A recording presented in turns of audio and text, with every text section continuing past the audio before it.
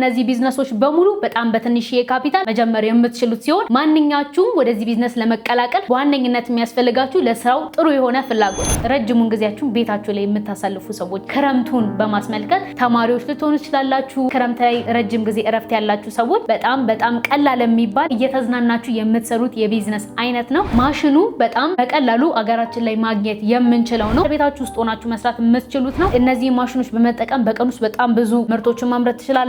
ተጠቃሚው በደንብ አለ፣ አቅርቦቱም ደግሞ በደንብ አለ። እዚህ ስራ ላይ ብትሰማሩ አዲስ ከመሆኑ ጋር በተያያዘ በደንብ ተፎካካሪ መሆን ትችላላችሁ። የምንጊዜም አዋጭና አትራፊ 5 የተለያዩ አይነት ቢዝነሶችን ልንጠቁማችሁ ዛሬ ተገኝተናል። ውድ ተመልካቾቻችን በዚህ ክረምት እናንተ የተለያዩ አይነት የቢዝነስ ሀሳቦችን መጀመር ፈልጋችሁ ግን አሁን ላይ ከተማችን ላይ የትኛው ቢዝነስ ያዋጣል፣ የትኛው በቀላሉ ህይወቴን ሊቀይር ይችላልና ትርፋማ ሊያደርገኝ ይችላል እያላችሁ እያሰባችሁ ከሆነ የዛሬው ፕሮግራማችን ለእናንተ ነው። 5 የተለያዩ አይነት የቢዝነስ አይነቶችን እንጠቁማችኋለን። እናንተም የወደዳችሁትን መርጣችሁ መጀመር ትችላላችሁ። ሰላም ጤና ይስጥልን ውድ ስለ ቢዝነስ ሚዲያ ተከታታዮቻችን እንደምን አላችሁ? እኛ በጣም ሰላም ነን። ሚዲያችን እንደሚታወቀው የተለያዩ የቢዝነስ ሀሳቦችንና ጠቃሚ መረጃዎች ወደ እናንተ በየጊዜው በማድረስ ይታወቃል። ዛሬም እንደተለመደው ለእናንተ ይሆናል ብለን ያሰብናቸውን የቢዝነስ ሀሳቦች ይዘንላችሁ መተናል። እነዚህ ቢዝነስ ሀሳቦች ምን አይነት ናቸው? እንዴት መጀመር እንችላለን? ምን ያህል ካፒታል ያስፈልገናል? የሚለውን ደግሞ ሰፋ ያለ ቆይታ እናደርጋለን። አብራችሁን ቆዩ።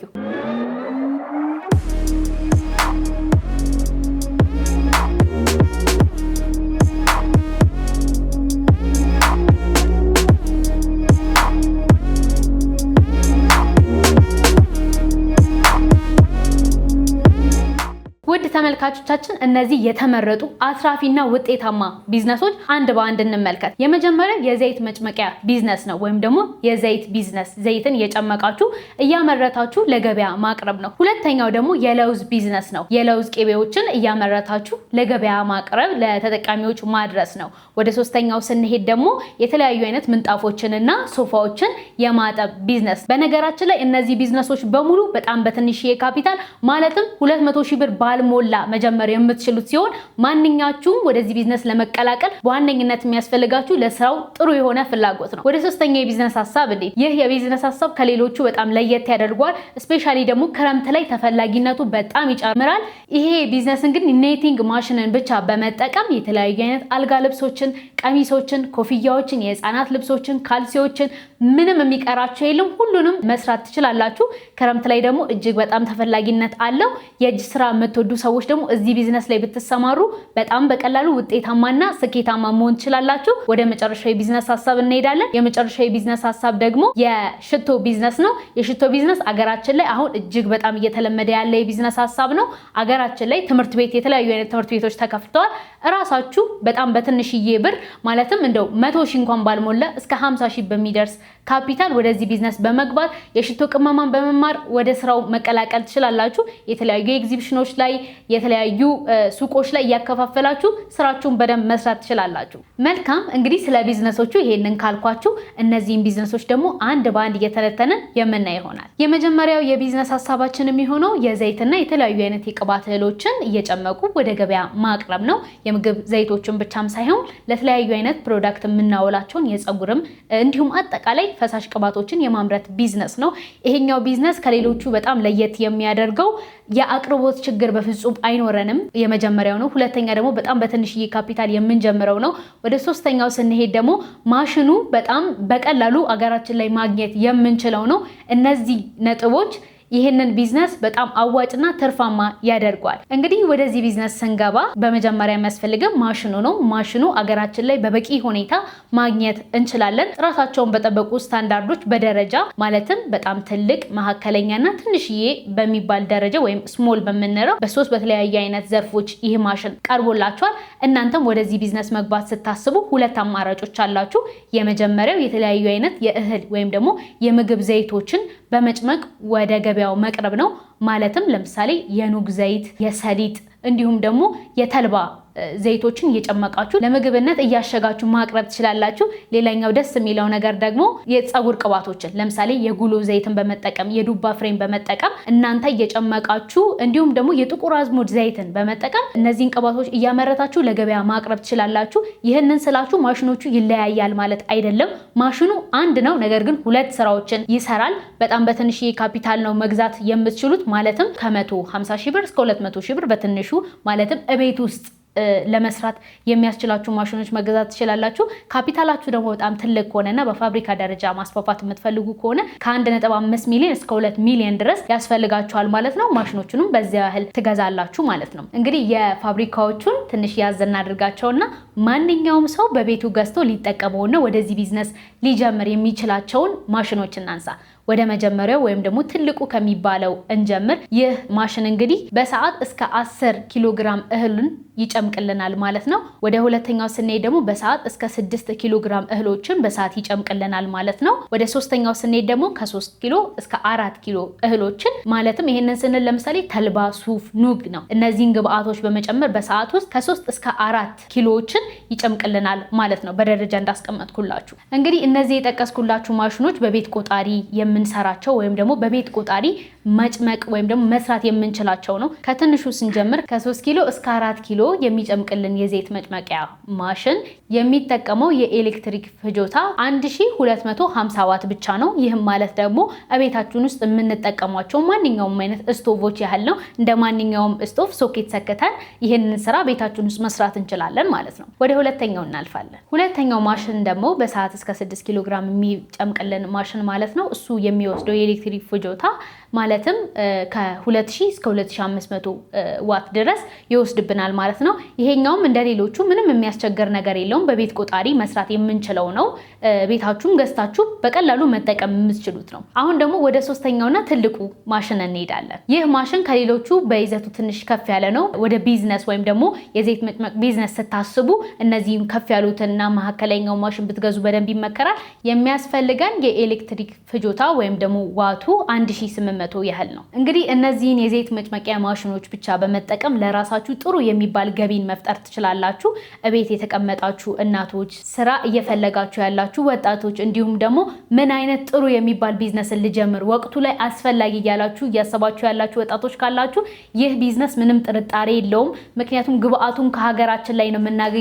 እህሉ ሀገራችን ላይ ያለ፣ ከውጭ የምናስገባው ምንም አይነት ነገር አይኖርም። አንድ ጊዜ ማሽኑን ከገዛችሁ በኋላ ከዛ በኋላ ጥሩ የሚባል ገቢን ለራሳችሁ መፍጠር ትችላላችሁ። የዘይት ቢዝነስ እንግዲህ እስካሁን ድረስ ሀገራችን ላይ ያልተፈታ ችግር ነው። ምክንያቱም አሁንም ድረስ የተለያዩ አይነት ሰዎች እዚህ ቢዝነስ ላይ ቢሰማሩም ለሀገሪቷ ግን በቂ የሚባል ግብአትን ማቅረብ አልቻሉም ማለት ነው። እናንተም የዘይት ቢዝነስ ብቻ አይደለም የተለያዩ አይነት ህርቦችን፣ ቅባቶችን ብታመርቱ በሁለቱም በኩል ትርፋማ የሚያደርጋችሁ ቢዝነስ ነው። በጣም በትንሽ የካፒታል ቤታችሁ ውስጥ ሆናችሁ መስራት የምትችሉት ነው። እየተሻሻለ እያደገ ሲሄድላችሁ ደግሞ ድርጅት ማድረግ ትችላላችሁ። ይህንን ቢዝነስ መጀመር ለምትፈልጉ ሰዎች ደግሞ ከ150,000 ብር እስከ 200,000 ብር መነሻ ካፒታል ብቻ በቂ ነው። ቤታችሁ ሆናችሁ መስራት ውጤታማ መሆን ትችላላችሁ። ወደ ሁለተኛው የቢዝነስ ሀሳብ እናልፋለን።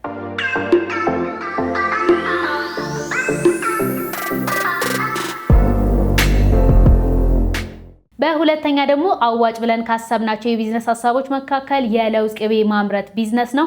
ይህ የቢዝነስ ሀሳብ አሁን ላይ በጣም ብዙ ሰዎች እየተሰማሩበት ያሉ እንዲሁም ደግሞ አቅርቦቱ ጥሩ የሚባል አይነት የቢዝነስ ሀሳብ ነው። የለውዝ ቅቤን ስንመለከት እንግዲህ ጧት ላይ ለምግብነት መጠቀም ትችላለን። የተለያዩ አይነት ካፌዎች ላይ ማከፋፈል ትችላላችሁ። የተለያዩ አይነት ጂም ቤቶች ላይ ማከፋፈል ትችላላችሁ። ለውዝ በጣም ተፈላጊ የሆነ ቢዝነስ ነው። እናንተም እዚህ ዘርፍ ላይ ብትሰማሩ እህሎቹን ከሀገራችን ላይ አግኝታችሁ ትኩሱን ለተጠቃሚው ማቅረብ ትችላላችሁ። እንግዲህ እንደዚህ ታሽገው የሚሸጡ ፕሮዳክቶች ላይ በተመለከተ በጣም ብዙ ሰዎች የማሸጊያ ጊዜው ላይ የሚጨመሩ ኬሚካሎች ላይ፣ ጤና ላይ የተለያዩ አይነት እክል ያቀርባሉ። እናንተ ግን እነዚህ ማሽኖች መግዛት ከቻላችሁ ሰዎች ሲመጡ ብቻ በጣም በትንሽ ደቂቃ ፈጭታችሁ እያቀረባችሁ ሰዎች በጣም በቀላሉ መጠቀም የሚችሉት ስራ ነው ማለት ነው። የመጀመሪያው ሰዎች አይናቸው እያዩ ለውዙ ተቆልቶ ፈጭታችሁ ስታቀርቡ ማየት ይችላሉ።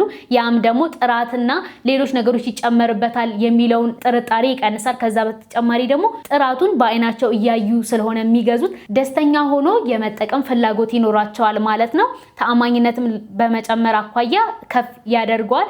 ይህ ማሽን እንግዲህ በሁለት የተለያዩ አይነት ሳይዞች ቀርቦላችኋል። አንደኛው ከፍ ያለ ነው፣ ሁለተኛው ደግሞ መካከለኛ የሚባል ነው።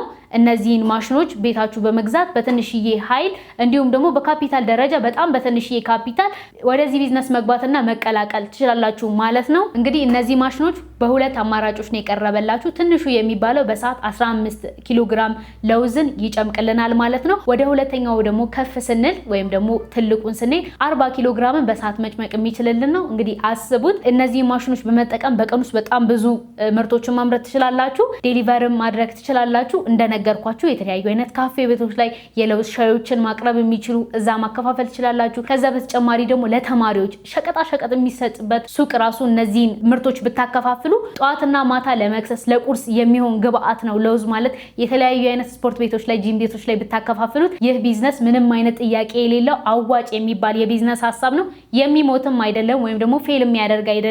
ሁልጊዜ ተፈላጊነት ያለው ጥራትና ጥንቃቄ ብቻ ነው የሚፈልገው። እናንተም በጥራት እስካቀረባችሁት ድረስ ቢዝነሳችሁ ውጤታማና ትርፋማ የማይሆንበት ምንም አይነት ምክንያት የለም። ይህንን የቢዝነስ ሀሳብ እቤታችሁ በጣም በትንሽዬ ዋት መጠቀም ትችላላችሁ። እነዚህ ሁለት ማሽኖች የሚሰሩት በቤት ውስጥ ቆጣሪ በሲንግል ፌዝ ነው።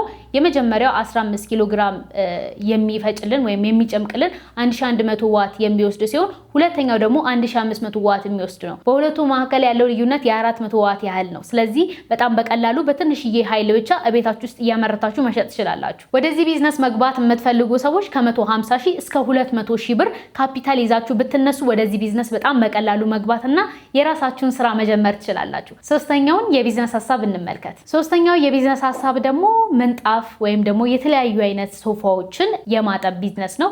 እንግዲህ የዚህ ቢዝነስ አዋጭነትና ጥሩ የሚባለው ሳይድ ምንድነው? ከዚህ በፊት ሁላችንም በሚባል ደረጃ ሶፋ ምንጣፎችን ማጠብ በጣም አድካሚውና አሰልቺው ስራ ነው። እንደውም ብዙ ጊዜ በአመት አንድ ጊዜ እንደውም የቻለ ሰው ነው ሶፋዎችንም ምንጣፎችንም የሚያጥበው። ምክንያቱም እነዚህን ስራዎች ለመስራት በጣም ብዙ የሰው ኃይል ይፈልጋል፣ እንዲሁም ደግሞ ብዙ ኢነርጂ ይፈልጋል። አሁን ላይ ግን በጣም በሚገርም ሁኔታ እየተለመደ ያለ ጥሩ የሚባል የቢዝነስ ሀሳብ ነው። ሰዎች ቤት ለቤት እየሄዱ የተለያዩ አይነት ሶፋዎችን ምንጣፎችን ያጥባሉ። እኛም ደግሞ ትንሽ በማይባል ደረጃ እያንዳንዳችን ቤት ውስጥ እነዚህ ምንጣፎችም ሶፋዎችም አሉ። ስለዛ የጽዳቱ ጉዳይ ወይም ደግሞ በንጽህና የመያዙ ጉዳይ ጥሩ የሚባል አጣቢ ወይም ደግሞ አዝጂ እስካለ ድረስ ሰዎች በጣም ባጫጭር ጊዜ ራሱ ሶፋቸውን ማጸዳት ይችላሉ ማለት ነው። ምክንያቱም ልጆች ቤት ላይ እንደነዚህ አይነት ነገሮች ከባድ ናቸው። በጣም በቀላሉ ነው የሚቆሽሹት። እንደውም ሶፋው የበለጠ ያረጀና የተበላሸ እንዲመስል የሚያደርገው የንጽህናው ጉዳይ ነው። አሳሳቢ ወይም ደግሞ አስፈላጊ የሚባል የስራ ዘርፍ ነው። ሰዎች ቤታቸውን በንጽህናና በጥንቃቄ ለመያዝ በዓለም ብቻ ሳይጠብቁ በየጊዜው ጽዳት እንዲያጸዱ እድል የሚፈጥር ነው። በጣም በተመጣጣኝ ዋጋ ነው ሰዎችም የሚያሳጥቡት። እናንተን ደግሞ ወደዚህ ቢዝነስ ገባ እንደ ማሽኑ ከገዛችሁት በኋላ በጣም ጥሩ በሚባል ዋጋ ስራውን መስራት ትችላላችሁ ማለት ነው። እንግዲህ አሁን ላይ ሶሻል ሚዲያውን በደንብ ከተቆጣጠሩት የስራ አይነቶች መካከል ቤት ለቤት እየሄዱ የተለያዩ አይነት ምንጣፎችን፣ ሶፋዎችን በአጠቃላይ ደረቅም ፈሳሽም የሆኑ እቃዎችን የሚያጸዱ ድርጅቶች መስፋፋት ነው። እናንተም እዚህ ስራ ላይ ብትሰማሩ አዲስ ከመሆኑ ጋር በተያያዘ በደንብ ተፎካካሪ መሆን ትችላላችሁ። ይህንን ቢዝነስ መጀመር የምትፈልጉ ሰዎች ከ80 ሺህ ብር ጀምሮ ይህንን ስራ መቀላቀል ትችላላችሁ። ወደ አራተኛው የቢዝነስ ሀሳብ እንለፍ።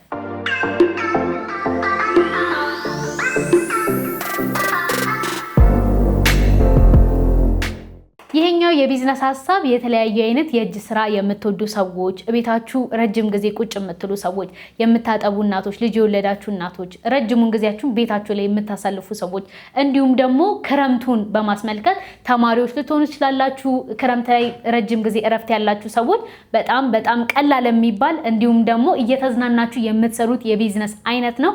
ይህ የቢዝነስ ሀሳብ አሁን ላይ በጣም በሰፊው አገራችን ላይ በስፋት እየተሰራጨ ያለ የቢዝነስ ሀሳብ ነው። የሚያስፈልጋችሁ አንድ ማሽን ብቻ ነው። ይህም ስራችሁን የበለጠ ፈጣንና ውጤታማ እንዲሁም ደግሞ በጣም የሚያምር የሆነ ፕሮዳክት ፊኒሺንጉ ቆንጆ የሆነ ፕሮዳክት ለማቅረብ ይመቻቸዋል።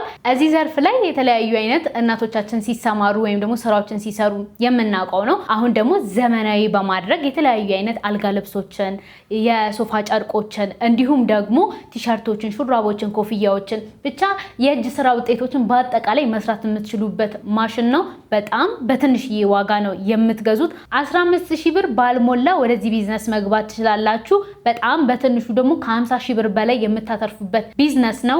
ምክንያቱም ሶሻል ሚዲያን ብቻ በመጠቀም ሌላው ይቀር አካባቢያችሁ ላይ ያሉ ሰዎች በራሱ እነዚህን ስራዎች እያዘዟችሁ እየሰራችሁ ራሳችሁን መቀየር ማስተዳደር ትችላላችሁ። እናንተ ደግሞ ክሬቲቪቲ ላይ ጎበዝ ከሆናችሁ ተጨማሪ ነገሮችን የተለያየ አይነት ዩቲዩብ ቪዲዮዎችን በማየት ራሳችሁን በተሻለ መንገድ በማብቃት እዚህ ዘርፍ ላይ ጥሩ የሚባል ለውጥን ማምጣት ትችላላችሁ። ስትጀምሩት በጣም በትንሽ ካፒታል ነው። ስታወጡት ወይም ደግሞ ሰርታችሁ ለተጠቃሚው ስታቀርቡት ግን በጥሩ ዋጋ የምትሸጡት ፕሮዳክት ወይም ውጤት ነው። አሁን ላይ በእጅ የሚሰሩ ስራዎች በደንብ ዋጋ እየተሰጠበት ያለ ጊዜ ላይ ስለደረስን እናንተም እንደነዚህ አይነት ስራዎች ላይ ትኩረት ብታደርጉ በጣም በቀላሉ በትንሽ ካፒታል ቤታችሁ ሆናችሁ እየሰራችሁ ውጤታማ ትርፋማ የምትሆኑበትን የቢዝነስ ሀሳብ መጀመር ትችላላችሁ። ወደ አምስተኛውና ወደ መጨረሻ የቢዝነስ ሀሳብ እንመልከት። ይህ የቢዝነስ ሀሳብ እንግዲህ ሽቶ የማምረት ቢዝነስ ነው። ሽቶ የማምረት ቢዝነስ አገራችን ላይ አሁን እየተለመደ ያለ በጣም ብዙ ፕሮፌሽናል የሆኑ መምህራንና አሰልጣኞች እዚህ ቢዝነስ ላይ ትኩረታቸውን እያደረጉ ያለ ቢዝነስ ነው።